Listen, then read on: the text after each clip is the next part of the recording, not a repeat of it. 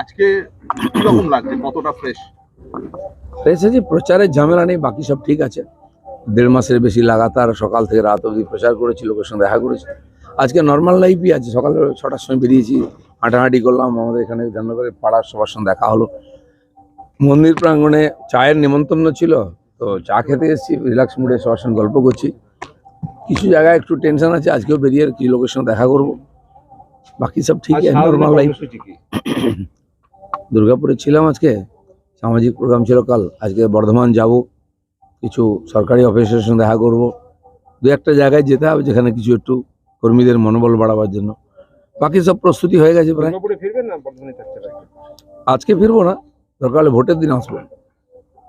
দিদি একটা প্রশ্ন করি, সন্দেশখালীতে আর একটা স্টিং অপারেশন হয়েছে, ভোট করতে টাকা অস্ত্রের প্রয়োজন বলে দাবি বিজেপি নেতা গঙ্গাধর কয়ালের ওই ভিডিওতে। শুভেন্দুর সমর্থনে সব হচ্ছে উল্লেখ, অন্যদিকে দলের নেতা মন্ত্রী সরকারি আধিকারিকরা এলেই ঘিরে ধরার পরামর্শ দিয়েছে বিজেপি নেতার। অর্থের বদলে আন্দোলন, ফের উল্লেখ গঙ্গাধরের।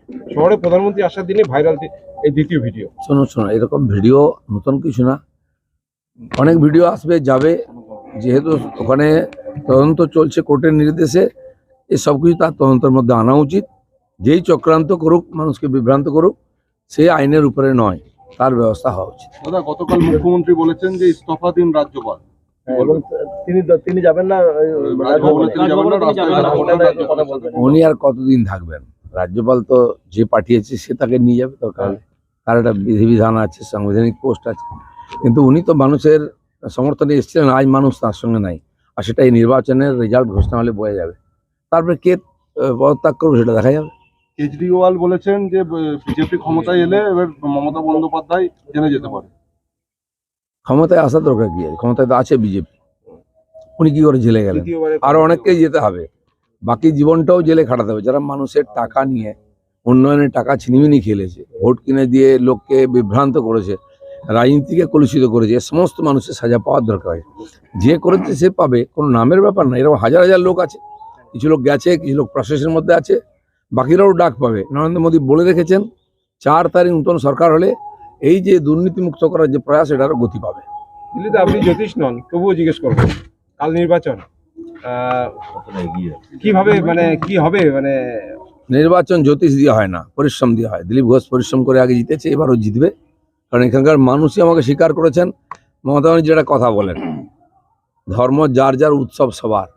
আমি বলছি পার্টি যার যার, ভোটার দিলীপ ঘোষের। কঠিন কি লড়াই? ধর্ম যার, পার্টি যার যার, ভোটার আমার, এটা আমি দেখিয়ে দেবো। শেষ দিনে কি মনে হচ্ছে লড়াইটা কঠিন ছিল বা আছে এখনো? সব লড়াই কঠিন, তাকে সরল করে নিতে হয়। হজযাত্রা নিয়ে মুখ্যমন্ত্রী বলেছেন যে হজযাত্রা নিয়ে বিজেপি একটা নতুন চক্রান্ত ফেলেছে, বাইরে পার্টি দিচ্ছে ভোটটা না করার জন্য, যাতে ওরা ভোট দিতে না পারে। হজ কে করতে যাবে সেটা উনি ঠিক করবেন নাকি? সরকার হজের জন্য ব্যবস্থা করে দেয়, তার কমিটি আছে, তারা দেখে। যদি কেউ হজে যেতে চায় তো কে আটকাবে?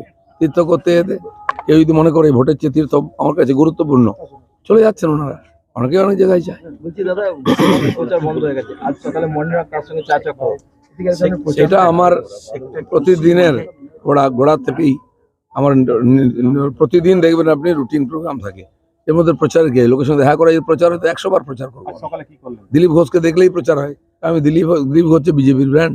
কালকে একটা দাবি করে গেছেন সুকান্ত বাবু, সেটা হচ্ছে যে 30টা আসন বাংলা থেকে পেলে তাহলে 6 মাসের মধ্যে বিধানসভা। আমার নেতা টার্গেট দিচ্ছেন 35, উনি আমাদের এখানকার নেতা, উনি নেতৃত্ব দিচ্ছেন যাতে ওখানে পৌঁছানো যায়, তো উনি যেটা বলেছেন ওটা আমরা করব। বিধানসভার ভোটটা 6 মাসে করিয়ে নেওয়া হবে, সে তো দেখা যাক ভবিষ্যতে কি হয়। বীরভূমে অনুব্রতর বাড়িতে বিজেপি ফটো আছে, কারো বাড়ি আমরা দখল করবো না, ভোট সব দখল করে নেবো। চলুন চা খান। হ্যাঁ, ঠিক আছে।